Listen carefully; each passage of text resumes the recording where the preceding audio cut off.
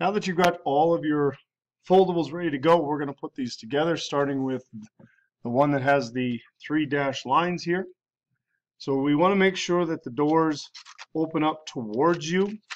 So if I open this up, the boxes that I see are away from me. So they're on the top of the page. So on the doors, if we have them closed, we're going to start with the far left one. And this is the first thing that we want to title this one. We want to title this one, which is the second door, our title for our third door, and our final door.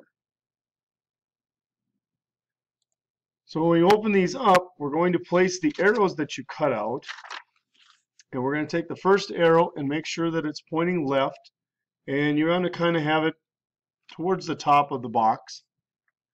We're going to put an arrow into the second box, which is going to go to the right.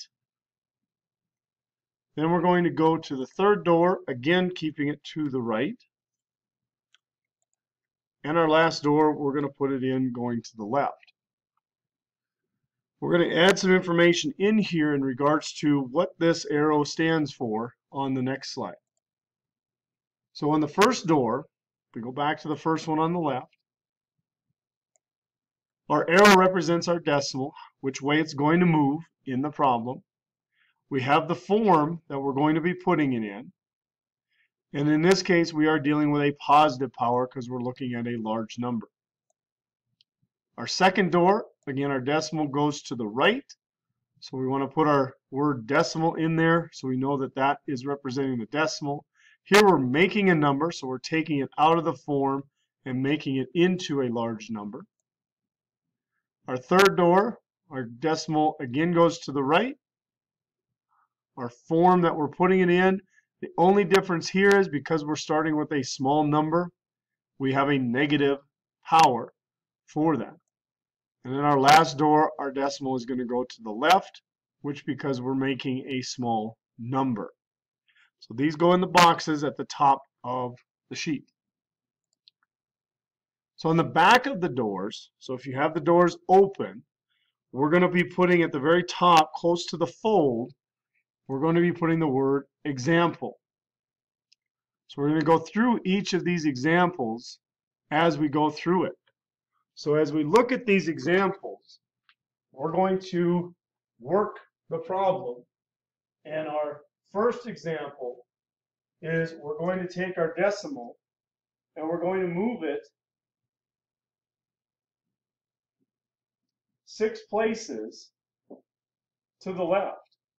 So our form is going to come out to be 4.53, and we lose the zeros because we don't need them, times 10 to the 6th power. This is the form that we want to put it in. Now, if we're given the form and we're asked to put it back into a number, like our second example, we're going to take our number, 3.25. We're going to use the power to tell us how many times we're moving it. And in this case, we're going to move it right. So we're going to move it right 4 places. In those spots that are empty, we're going to add our zeros for this. Now, you don't have to, but you can put the decimal here. You don't have to. So this would end up being our answer. In our third example, we're starting with a small number, and how we know that is we are working with a decimal at the beginning of the number. So we're going to move our decimal again to the right to make a number between 1 and 9. So we're going to have our form of 8.9 times 10, and again, it's how many numbers we move, places, 1, 2, 3, 4, 5, 6. So we moved it 6 places, but because we're working with a small number, we're going to have a negative power, and that includes our answer. Our last example is we're going from the form to the small number. So this one you want to kind of shift it over to the right. And you're going to move your decimal 4 places, and we're going to move it to the left. So our decimal was here. We're going to move it 1, 2, 3, and 4. And in this case, we do need the decimal. And again, we're going to fill in our zeros, followed by our numbers that we have. If we want to put a 0 out front, you don't have to. You can leave that off. It's up to you.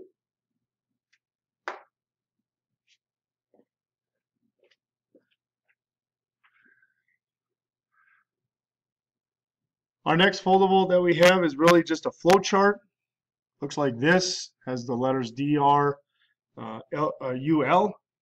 For that, this is where you need your 4 colored crayons that you were asked to grab.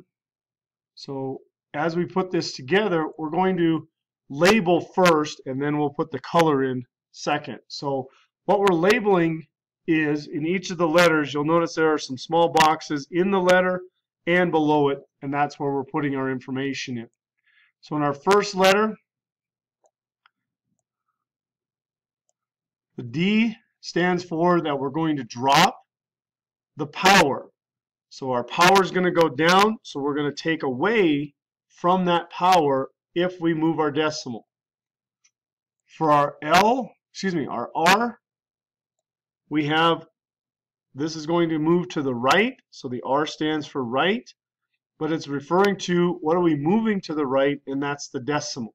And that goes in the box down to the bottom. So you know that you're moving the decimal right if you drop your power. We have our space because these 2 letters work together. These 2 letters work together. In our second set, we have the U, which means we're going to go up. So we're going to bring our power up. We're going to add it. And in our L, meaning left, is the decimal. So if we move our power up, we're going to move our decimal to the left. If we move our decimal to the left, we're going to move our power up. Case in point, if we move our decimal to the right, we're going to drop it by how many places we move it. If we subtract out our power and make it smaller, we're going to move our decimal to the right. So how we're going to color this is this.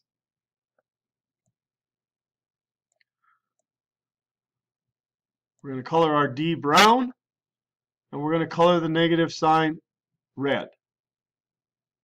We're going to color our R brown, so these 2 again work together. We're going to color in the black for the separation between the 2 letters. Our U is going to be blue. Our positive is going to be red. And then our L is going to be blue as well. So to show you that these 2 work together, these 2 work together, the D and the R, U and the L, telling you if we're going down, we're going to the right. If we're going up, we're going to the left.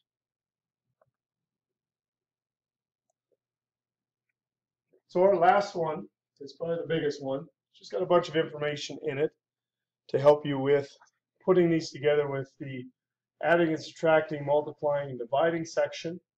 So in the first one, you're in your addition upper left-hand side of this one. So it has some things that we want to fill in. So as we go, the powers must be the same. We want to change the smaller power to be equal to the larger power. So we adjust the decimal, and we'll talk about that. We're going to add the coefficients to it. And then we're going to finally just, once we got it all said and done, we're going to set it to the power of 10. And that is going to express your answer in the form of scientific notation. So in the first problem example, you have the 9.1 and the 1.3. So we're going to add the coefficient, gives us 10.4. We notice that our powers are the same. So we just bring those down to the form, but we have 10.4 times 10 to the 2. We've got to make this into a number between 1 and 9. So we have to move this decimal from the 10.4. We have to move it to the left, which means that we're going to up our power by 1 because we moved it once. So we end up with 1.04 times 10 to the third for that. So the whole process of this is going to be, you're going to look and see, well, in this case, I don't have similar powers. I have a 7 and a 5. So I'm going to add these numbers together first. So I'm going to add 3.6, and I'm going to add 2 to that, making sure that you line up your decimals. But I can't do this first because I don't have like powers. So the first thing I have to do is I have to make this 5 into a 7. And how I do that is I'm going to move my decimal in my 3.6. I'm going to move it to the left because I have to up this to 7 by going up twice. So I've got to move it 2 places over to get me where I'm going. And now I can add my 2.000 to fill in the spaces to my 0.036. So I end up with 2.036 times 10 now to the 7th power because everything is the same.